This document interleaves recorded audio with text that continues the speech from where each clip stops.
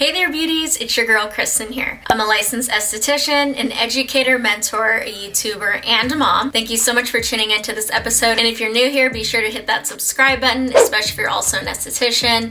Maybe you're an aspiring esthetician in beauty school right now, or you're someone who is well seasoned in the industry. All of that is welcome here. I've been sharing with you my real and raw journey as an esthetician. I started working at a spa, then graduated into being a solo esthetician during the pandemic, and then now a small business owner. I have employees working for me, and we are just continuing to grow. Whether you're an OG follower or you're someone new, comment down below, let me know where you're at in your journey and how maybe we can support you here on this channel. I hope that this is another video that's just gonna help you elevate your business and stay inspired. So if you haven't already, be sure to go and check out my esthetician tips and advice playlist. That is gonna have a ton of video topics that is gonna help elevate your business. I've done 2 videos now, I think, about how to build clientele, so I'll link those down below. Be sure to watch those in addition to this video. I know we're always trying to attract more clients into our business, but I think one of the main key things to do is to make sure that we're keeping those clients. So this video is going to be about client retention tips for estheticians and how to make sure that your client goes from like a first timer to a loyal returning customer, because I feel like that's going to be key to helping you sustain a successful business and income for yourself. Because as much as, you know, we love what we do, we are doing this to make a living at the end of the day. So I'm pretty sure that these tips I'm going to be sharing with you are also going to help keep your business running and flowing for several years to come. So be sure to grab that pen and paper and continue watching.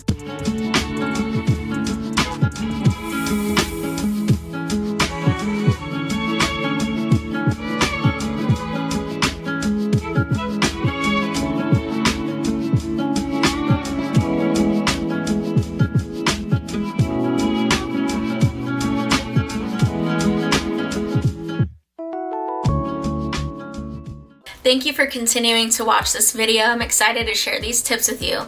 Before we dive into that, I'm excited to share that I started a new vlog channel. So I announced in my last video that I got surgery. So if you guys want to know about that journey, I feel like that channel is going to be more of a fun channel, you know, where I share about travels, lifestyle, being a parent, kind of behind the scenes of what it's like to be a mom, entrepreneur, and business owner. I'm going to be posting my first video this coming week, so be sure to go and subscribe to that channel. It's called Life with Kristen Marie, and I'm excited to keep continuing to expand this family. So if you're not already a subscriber, be sure to hit the subscribe button for this channel, and I just cannot be more thankful for every single one of you who takes the time to interact with me, to watch these videos. Give this video at the end of it a thumbs up if it was helpful, because then that lets me know to continue to create content like this. Let's dive right into these tips about client retention, because like I mentioned in the intro, I think it's even more important than attracting clients to your business. You got to learn how to keep them. I wanted to share with you tips that I have been implementing for the last several months and that I believe that has been helpful and working for us. Let me grab my phone right here because I typed down some notes for you guys. You guys know, if you've been following me for a minute, you know I'm all about your mindset. A quick check-in with yourself. Ask yourself, how am I feeling towards my business? How am I feeling towards my clientele? And if you're feeling positive, if you're feeling excited, then I guarantee you're gonna see that clientele grow within a matter of weeks. If you're not feeling so positive, feeling a little down, and you're focusing on the losses, then you're gonna continue to see more loss in your clientele. Tune that radio into a positive channel. Keep in touch with us here on this community. It's good to surround yourself with people who are in a like mindset as you and in the same journey as you, and that you can keep each other accountable. So be sure to check in with your mindset and check in with who you surround yourselves with, because that, I think, makes a huge difference when it comes to building your business. I think it's important to know that no matter where you're at in your career, whether you're just getting started or you've been doing this for 10 plus years, I'm sure anyone can tell you that you can always expect to gain and to lose clients in this industry. There's no such thing as having a perfect clientele that's going to continue to grow and you're never going to lose anybody. I'm sorry to tell you that no matter how amazing you are, you're gonna lose clients. And it doesn't have to be because of anything that happens or anything negative. It's just that life happens, you know, people move, people have different financial situations, people just naturally fall off and they don't think that it's important to stay consistent. I can tell you being consistent is one of the hardest things for people to do in life in general. If you already kind of go into it knowing that, hey, I'm gonna lose some people and that's okay, that's normal, then you're not gonna feel as disappointed and let down when that happens. And so knowing that, I like to give the analogy of a funnel. So I'll put a picture right here so you can have a more clear understanding of what I'm trying to tell you. You have to treat your clientele and your customers like you're filling up a funnel. The thing about a funnel is that there's a hole at the end of it, right? There's a hole where there's always stuff coming out, right? So that's why you always have to constantly be filling up that funnel so that it's always staying full, because if you're always pouring in, then you're not gonna really care too much about the little bit that's falling out. Because you know that that's naturally gonna happen if you're always filling up that funnel, you're never gonna feel the hit of those losses. And so it's important to constantly be aware of this and not get too comfortable. So that's like my first main tip is ask yourself, like, have I become comfortable? Have I become stagnant? Have I plateaued? Have I been kind of slacking on posting? Have I been actively, networking? Have I been asking my current clients to refer me? You don't want to ever get too comfortable, because even though like someone like me who has books filled up all the way, I still have times where I have to bring in new people. And the more aware you are of this, the better you are going to be about catching it before it gets too empty. So part of how to break out of that plateau or that rhythm is to make sure that the treatments you're offering are the most up to date, that you're excited to talk about them with your clients. And so I'm always trying to research on like what new techniques there are out there. I know I recently got certified in doing dermaplaning. Maybe decided to offer something like microdermabrasion or dermaplaning because maybe you're scared to offer it. Go ahead and challenge yourself. Go and get it certified. Go and buy that new machine that you've maybe had your eye on for a little while and like spice it up. Get excited again and be able to start sharing it with your clients and announcing it on your page. I don't like to talk about like competition, but you do have a ton of other estheticians out there. You have spas. I know I have people offering facials right next door to me where I'm working. So just know you always kind of have to be on your toes, and especially as a solo esthetician, you're kind of the underdog in the situation. So be sure to challenge yourself to try new treatments. Also, that goes with products. I know I have my favorite products that I tend to use over and over again, but what I do is about once every other month, I order a new product, whether it's a new mask or a new serum. I'm always trying new things so that I can offer the best. Surprisingly enough, like even though clients don't necessarily remember every single thing you use on them, after they come to you for so long, they are going to start to remember like, oh yeah, she used that on me before or whatever. And it's important to switch it up and to keep people excited about the treatments that you're offering. And it's important too to touch base with your current clients and ask them, hey, what kind of treatments are you interested in, and what would you like to see me offer in the future? I'm always checking in with my clients to see what it is that keeps them coming back and what it is they're looking forward to in the future, because I'm always gonna be wanting to fulfill what it is that they desire. Another thing to keep in mind, not get distracted during your treatments. I know we start to become really close with our clients and like their friends, and that's great and that's awesome. That's a big part of client retention, which I'll talk later about in the video. But it's important to not get distracted. And so I encourage you to make sure you're putting your phone away unless you are taking content. Be fully present for your client. Like, talk to them, talk about what their skincare routine is. Every single treatment, I ask them, what are you doing at home? How are you feeling toward your skin? I'm always like checking in with them and making sure that they know when they come in, it's not just about having just fun and chit-chatting. It's like, no, we're here for a purpose, and I want to get you the best skin you've ever had.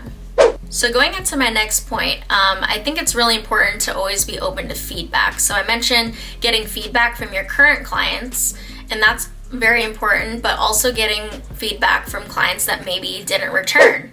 And I know that that can be scary. I know when I first started reaching out to people, I was like, I'm like nervous to hear like what they have to say, and I always try to go into it now thinking about like, okay, it's nothing personal. It's not going to be something negative. I started to do this mainly because I had Kristen working for me, and I was like, I think it's going to be important to make sure I follow up with these clients to see how their experience was, because that's my name that I'm putting out there. So as much as it's important to follow up about employees' quality of work, you want to follow up about your own quality of work. So specifically those people that were first timers that maybe didn't read book, I shoot them a text and I started out with, "This is Kristen Marie. I see you had a facial with me back in August, and I just wanted to follow up and see how your experience was, and if you could offer any feedback. We'd like to make our services even more enjoyable for the future. Thank you in advance," or something like that, you know, where you're opening up the conversation, you're touching base with them, you really are interested to hear what they have to say. I will say most of the time it is positive, and sometimes people just like, you know, blew over their head to rebook, and it creates that conversation next after they provide that feedback. If it seems like it was a positive interaction, then I ask them like, "Hey, you know, we got a couple spots on this date at this time, or this date at this time. Would either of those work for you? Let me know if there's an alternative time that works better." Then they can look at their calendar and say, "Oh yeah, that works for me," or "Oh no, let's try a different date." Now, if it was something negative, then it can be addressed. Then you can say, "Hey, would you like to share more about that? How would you like to see this improve?" And then, you know, there might be a chance that they'll come back, but if not, at least you knew why and that you cared enough to reach out. And I think that leaves a good impression to people that you care and that you want to get better. If it's somebody that is not necessarily a first timer and they've come for a couple of treatments and they just haven't rebooked, then go ahead and reach out to them and, you know, say, "Hey, how are you?" You know, don't start off right away with like, "Hey, do you want to rebook?" You know, try to strike a conversation first before diving in to ask them about rebooking. I know for my clientele, some people have been going on vacations, school's starting up again, so a lot of things are happening in people's lives. I know the economy has been acting crazy lately.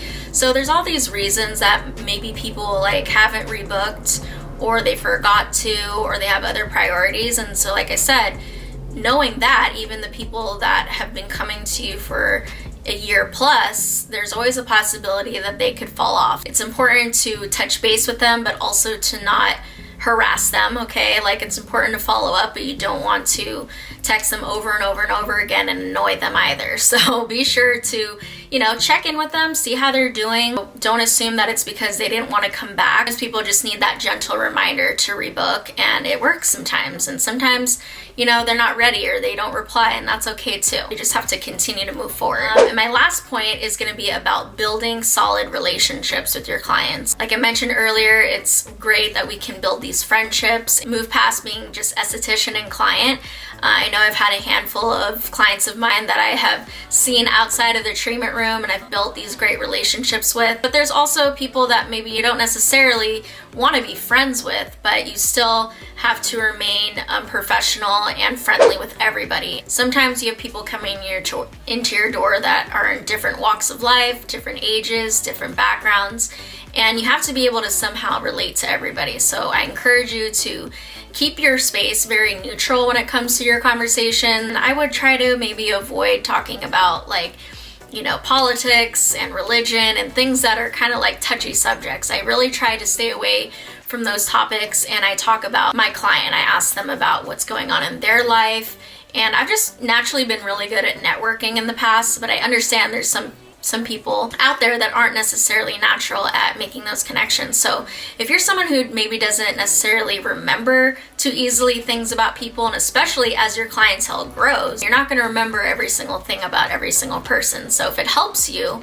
put a note in their file about, you know, what's going on in their life, so that the next time they come in, you can read their file and know, like, oh, cool, like, I'm going to ask them about how this is going, and, you know, touch base about them with this. As time goes on, you might be able to start doing that without even having to look at notes. Another thing that I think is important to keep track of is their treatments. And like we mentioned earlier, to switch up the treatments, it's important to make note of that, because it's hard to remember what mask you used on them 6 weeks ago. Once you get to like 50 to 100 clients a month, you're like, what did I use on them last time? Along with writing a note about the person and what's going on in their life, also write notes about what products you used on them, so that the next time they come in, you can touch base with them, and you can also switch up the treatment and put maybe a different mask or a different serum on them. That, I feel like, a lot of people have had positive feedback about that. They said, you know, I appreciate that when I come in to see you,